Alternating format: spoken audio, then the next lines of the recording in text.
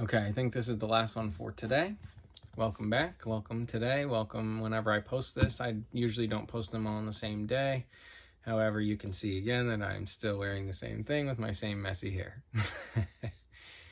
I love you all so much. Thank you for supporting. Thank you for watching. If you didn't remember to, please hit like and subscribe. It helps me, helps the channel, all that stuff people say. I appreciate the likes and the support and people watching, and hopefully I pray you get something out of this. This video is a little bit sad, or however you want to take it. So my son rescued my son wanted an animal really bad, and I ended up like saying no, eventually gave in and said, okay, if you can find specifically a black cat that's older that you're rescuing and doesn't cost us anything, and all these like pretty extreme parameters, that I figured I'm good, and I'm giving him a conditional acceptance. Look into what that is. It is your best friend in law, in life, in the legal system, in contracts. Conditional acceptance. So he's like, okay, sounds good. And we used to go to this pet store, this animal store, whatever, next to this grocery store we used to go to down in Florida. And we walk in, he's like, hey, can we go, walk around the pet store? Sure. So we walk around the pet store. In the middle of the pet store, in this cage, is this black elderly cat that's free. He's like, he looks at me and I'm like, all right. And he's like, really? He starts crying. He's so in joy of finally getting a pet that's his and that he's going to take care of. And boy, did he. Like, he did all the stuff. He changed the litter, he fed the cat, he bought the food, he bought the litter. I mean, I helped here and there. He did everything, though. Like, truly, every day he would get up and, he still does this. He had 2 cats, and I'm getting to the point of this sad part of the story. I think you see where this is going. So, he knew that the cat wouldn't make it very long. Cat was like losing its hair, wasn't very active at all. They figured it wouldn't last a year.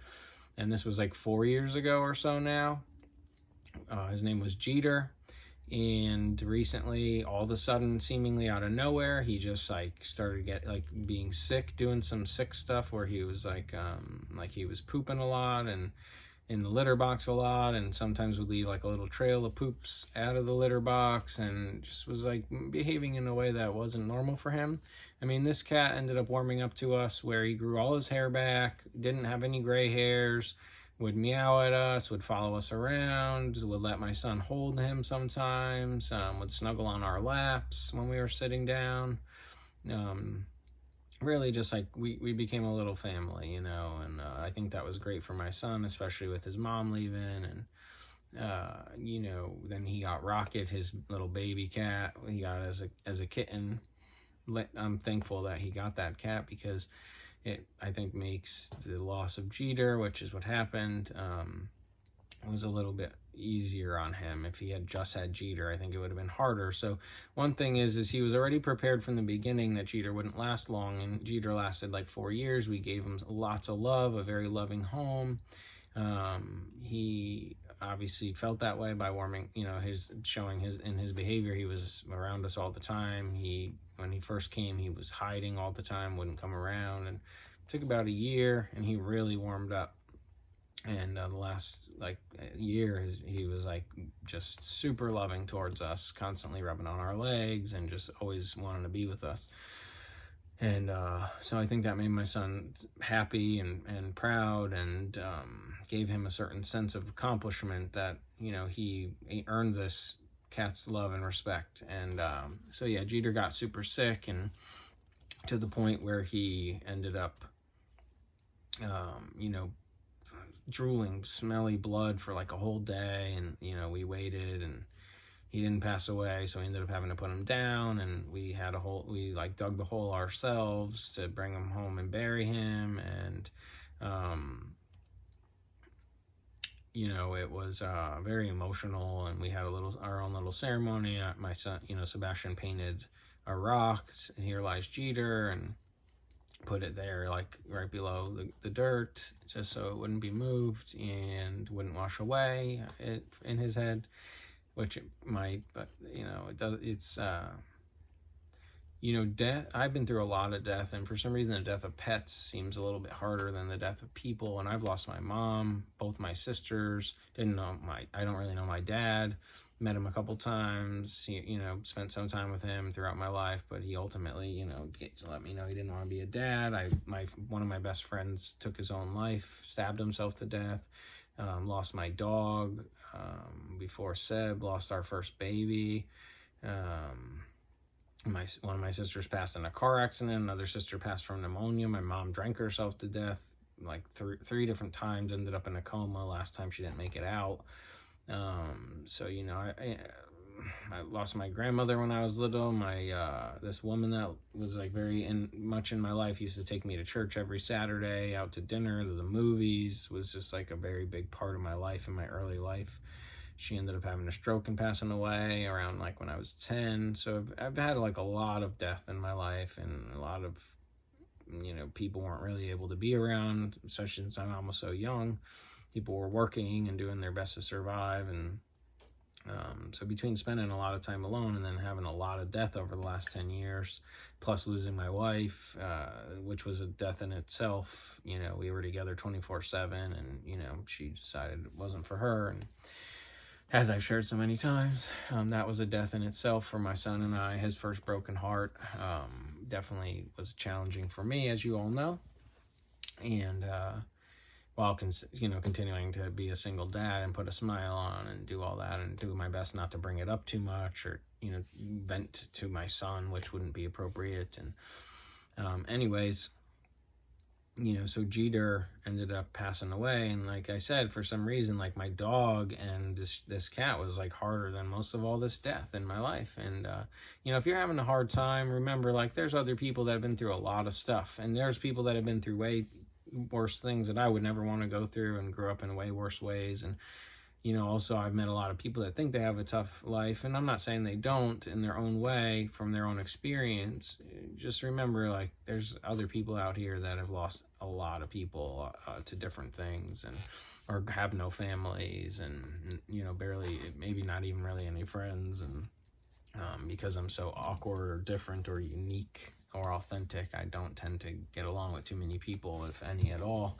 Most of my community, which I never thought I'd say this because I've avoided technology and online so much, is the Gnostic Church and Academy of Lord Jesus Christ, created by Marty and Jen, and I'm super grateful for that, because I've found a home with these people that I can be authentic and say all kinds of crazy things, and they all love it and receive it well. And we just have this really great group in there, and it's God. God is good. God is amazing. The way it works, life, the force, and so on, has brought these people together where we're all very similar, kindred spirits, similar minded, similar perspectives, similar research backgrounds, it seems. And while some differences, and we still just like we somehow stay open to each other's stuff. But anyways, I want to touch on the point that I think that, this whole like removing us from doing the dirty work, like I never had to kill a chicken in my life. And I think that part of holiness, wholeness, whole energy is destruction, creation, is life and death.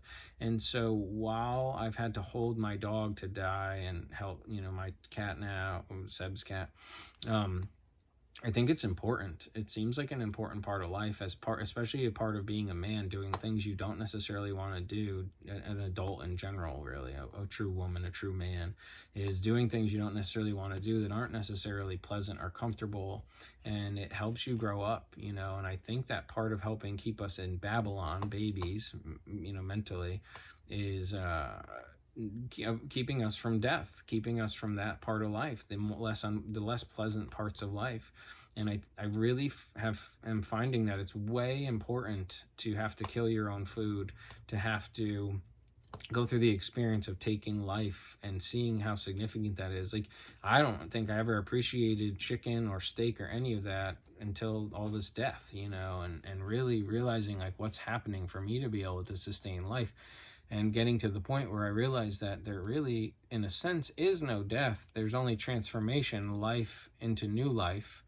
old life into new life constantly, whether a tree falls and feeds the forest floor and the mycelium, and so on and so on and so on goes the circle. But it's really a circle of life, not a circle of death.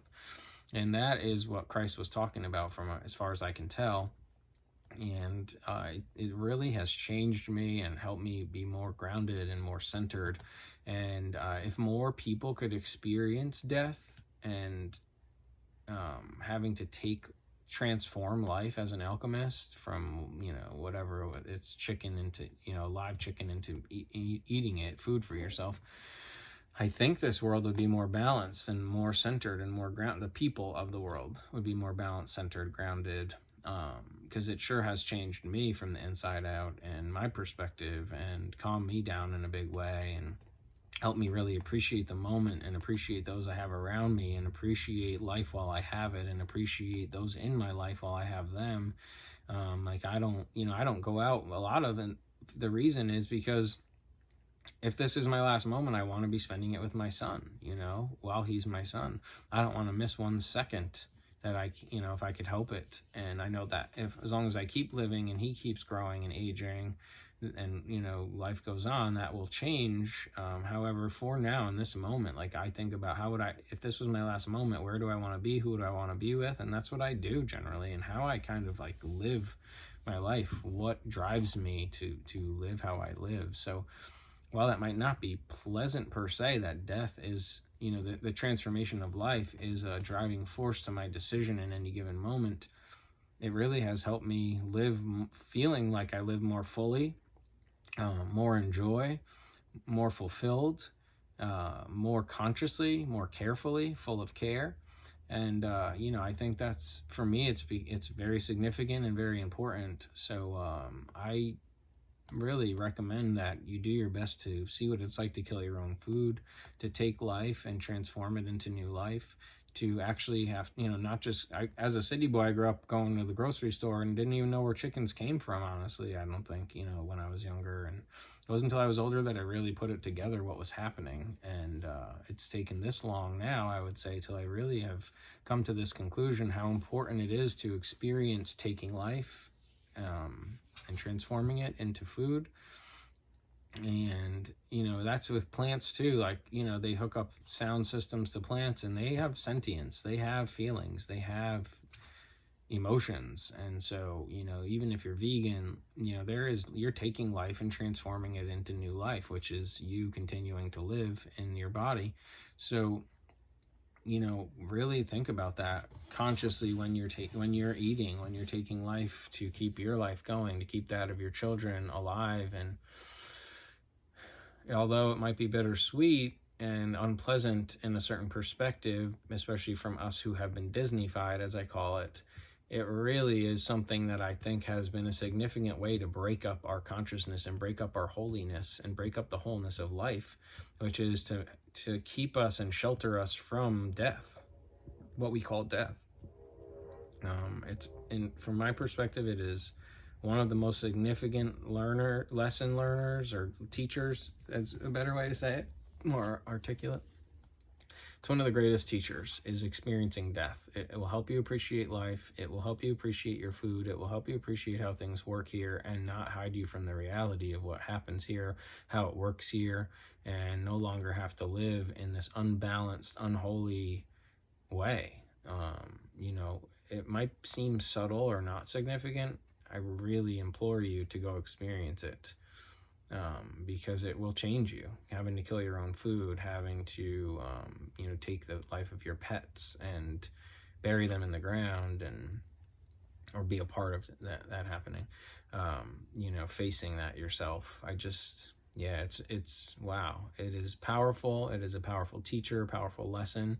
And it seems to me that one of the issues here going on is people lacking that, and not, even like they say, this whole generation hasn't been in a fight, hasn't been punched. We grew up fighting each other and being friends after. And I think that also is part of life, especially in a man's world, I'll say.